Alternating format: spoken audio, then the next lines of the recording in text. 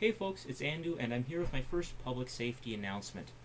Now, this is related to storing your blaster with the mainspring compressed, having your blaster primed for long periods of time. Now, in the firearms community, there has been a lot of speculation around whether or not it's okay to leave a magazine, just like the Nerf clips. We call them clips; they're actually magazines.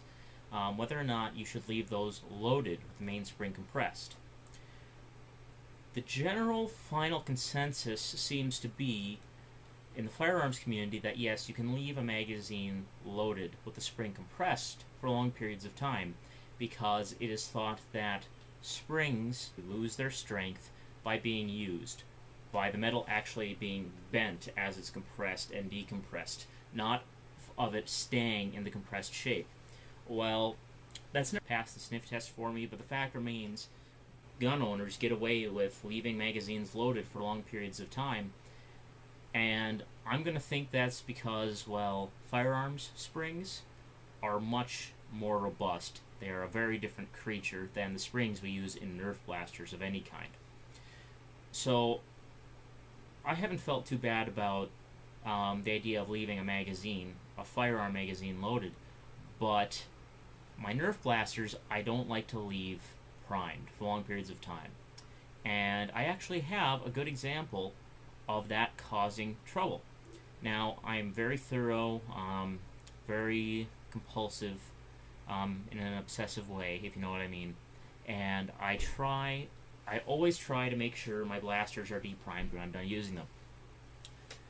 This is my Scout, and this was my prized sidearm for some time. It fits into my pocket really well.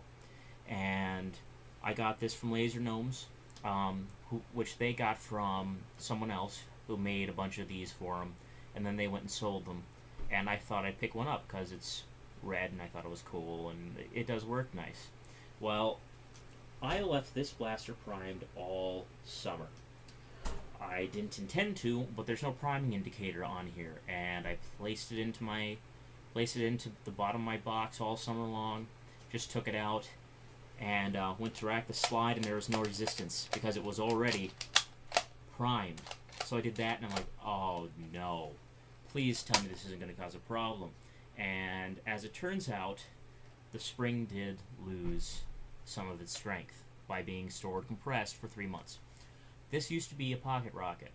I kept this in my pocket at all times during Nerf wars, even when I was doing rounds as an RA, just because I could. You never knew when I was going to run into someone with a Nerf blaster.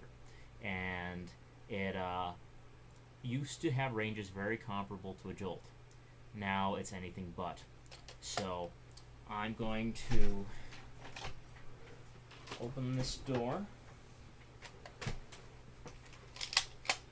prime,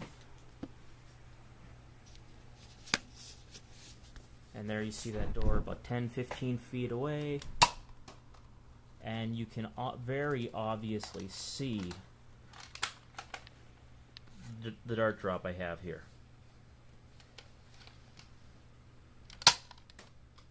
This just isn't all that powerful anymore. It drops very noticeably.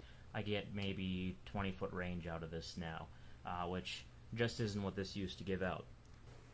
So there you have it, folks. Finally, conclusive proof that leaving a mainspring and a dart blaster compressed for long periods of time decreases the strength of that spring.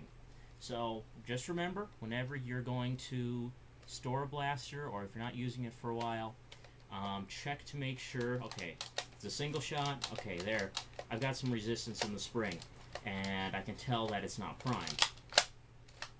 Now, I know it is primed because there's no resistance here because that main spring is back there, only the return spring is acting. So, deprime your blaster. Oh, I shouldn't have dry fired that. It's another one, don't dry fire, it's a separate thing. But as is, I'm going to have to replace the mainspring in this, and probably take a look at the plunger, reinforce a couple things anyway, just as long as I'm in there.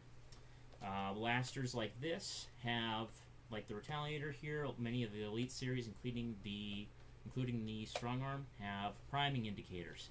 You can see it's that orange thing in there. When I fire, the plunger moves forward and the orange disappears.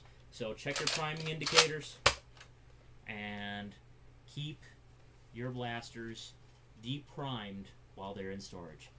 Thank you very much for watching, and keep your stick on the ice.